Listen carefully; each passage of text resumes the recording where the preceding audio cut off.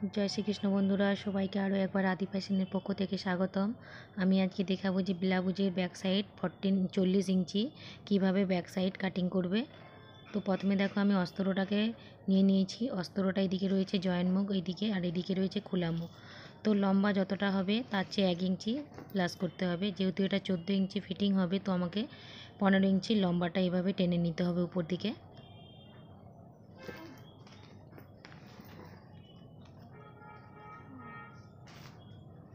এরপরে আমাকে নিতে হবে কাঁধ হচ্ছে, যেহেতু এটা ডিপ নেক হবে 6 ইঞ্চি আমি কাঁধ রাখছি।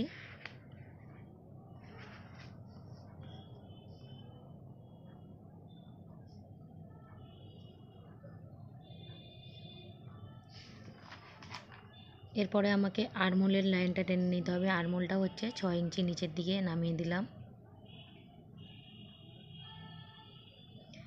আরমোলের লাইনের সোজা আরেকটা এখানে 6 ইঞ্চি টেনে নিলাম, যাতে উপরের 6টা নিচের 6টা সেমভাবে সোজা লাইন থাকে।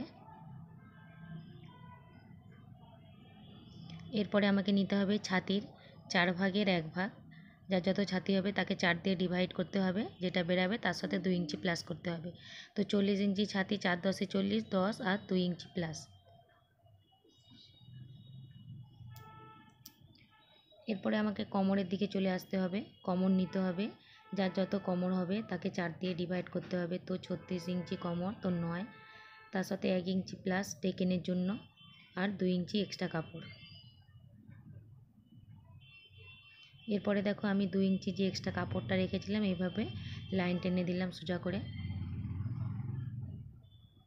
এখান থেকে আমি নিচ্ছি 1 ইঞ্চি কি একটু কম, একটা এখানে দাগ দিয়ে দিলাম।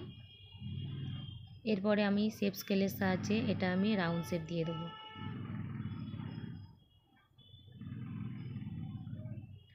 তোমরা এখানে শেপ স্কেল ব্যবহার করবে, তাহলে কী হবে, এখানে যে গোলাইটা খুব সুন্দরভাবে আসবে।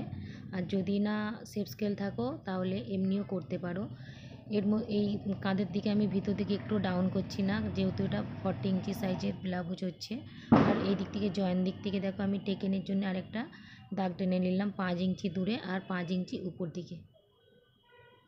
এখান থেকে 5 ইঞ্চি আর নিচে থেকেও 5 ইঞ্চি উপর দিকে। এই লাইন দুটোকে দেখো, এই লাইনের বীজখানে এদিকে আধা নিলাম আর এইখান থেকেও আধা নিয়ে উপরের লাইনটাকে নিচের লাইনের সাথে এইভাবে একটু জয়েন করে নিলাম।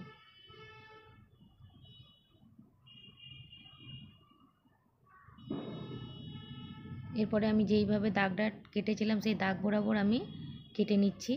এর মধ্যে আর কোনো এক্সট্রা কাপড় বা দাগের বাইরে দিয়ে কাটছি না। আর তোমরা সবসময় দাগের মাপে কাটার চেষ্টা করবে, তাহলে কী হবে, ফিটিংটা খুব সুন্দর আসবে।